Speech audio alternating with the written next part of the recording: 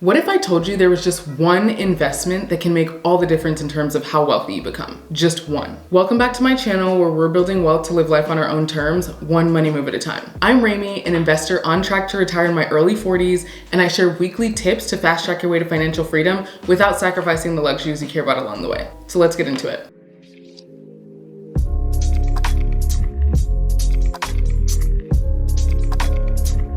If you want to go beyond the basics and actually master your money, check out my financially fabulous coaching program linked in the description below. You'll work one-on-one with me and get actionable tips to build real wealth, avoid rookie mistakes, and finally take charge of your journey to financial freedom. I've made one crucial investment that has made me a millionaire. If you've been following me for a while, you know I'm all about pursuing financial freedom to have the opportunity to choose how I spend my time. This investment is the primary reason I'm retiring at 42. No, it's not a stock or real estate, although those have been super helpful as well. It actually has nothing to do with money at all. It's who I chose to marry. My husband, Tio. Before you roll your eyes and click away, hear me out. Finding a life partner who you're financially aligned with can make all the difference in hitting your goals. And I'll tell you why. First of all, did you know that money problems are one of the leading causes of divorce? Some estimates say that financial problems contribute between 20 to 40% of all divorces. According to research from Kansas State University, arguments about money as a topic and not just the amount of money are one of the top contributors to divorce. And that's after controlling for income, debt, and net worth. What's most destructive is not the amount of money somebody makes per se, but the mindset differences in terms of how to approach money. And that's an important distinction.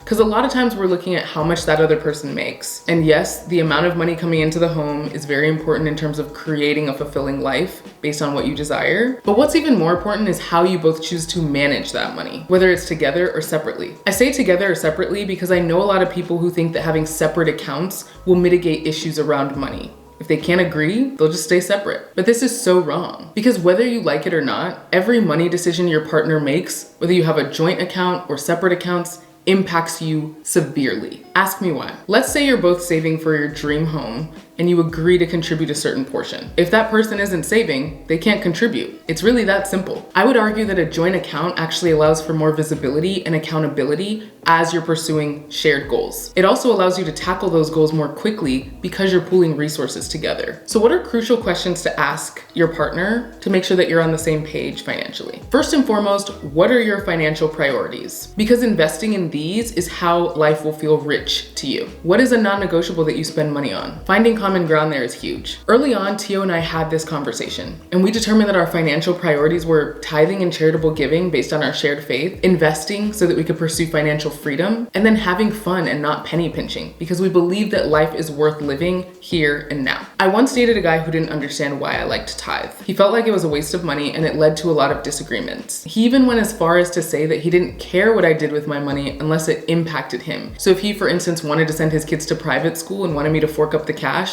and I wanted to tithe and that got in the way, he would have a problem with that. We were already set up to fail. It may sound so simple, but our misalignment around money would have led to decreased life satisfaction and unnecessary arguments. And imagine I had married someone who didn't believe in investing. What if they lived outside of their means and didn't care about planning for the future? I wouldn't be on track to retire at 42. Tio and I are living this life on purpose, meaning we designed it together and we're investing in it together. We've developed shared goals and we're committed to reaching them together. We're constantly talking about our FIRE number, or financial independence, retire early. That's the amount of money we have to have invested to become work optional. I'm linking my video on how to calculate your FIRE number above. It's one of the most empowering things you can do on your wealth building journey. But if one of us was more risk averse or a huge spender, we wouldn't be on the same page and it'd be very difficult to achieve that goal. Good money habits compound. Us being able to invest both of our salaries and let the magic of compound growth work in our finances is making all the difference. And it creates more fulfillment in our marriage overall. Number two, I would ask how they view money. This is a really good way to gauge if they view money as a tool, a source of stress, or even something else. If they view it as a source of stress or have trauma around money, they may cling to it too tightly and be less willing to invest. So that's something important to know. Lastly, I would ask what their take on debt is. Debt can be a powerful tool to become wealthy in the right hands, but it can also be a source of financial ruin. Do they carry bad debt? So typically anything over 7% that's focused on consumer spending? Marrying someone means taking on that debt, so that's worth knowing. Do they see the power in using good debt to become rich? I have lots of good debt and I've minimized my bad debt, and my good debt has made me rich. My first property cost $300,000, but I didn't have that kind of money just sitting around.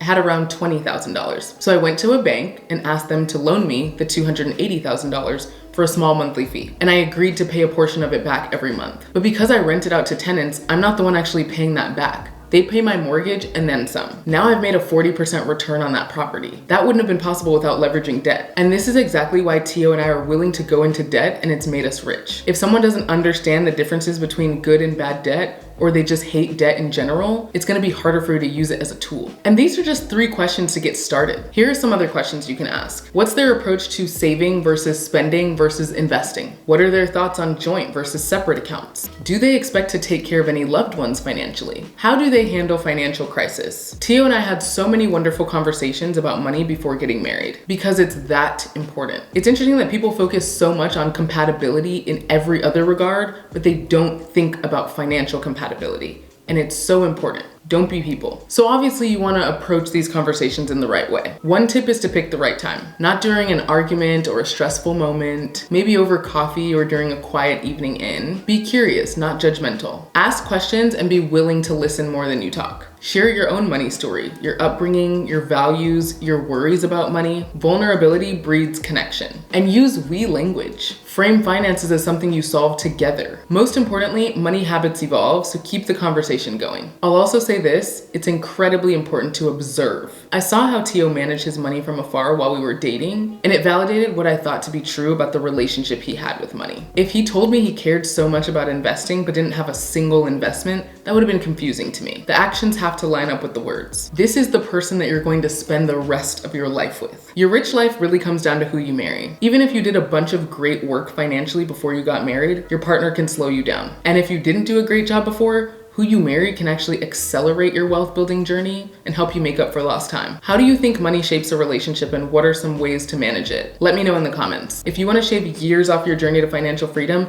don't forget to hit that subscribe button and notification bell so you don't miss my weekly tips. Stay financially fabulous.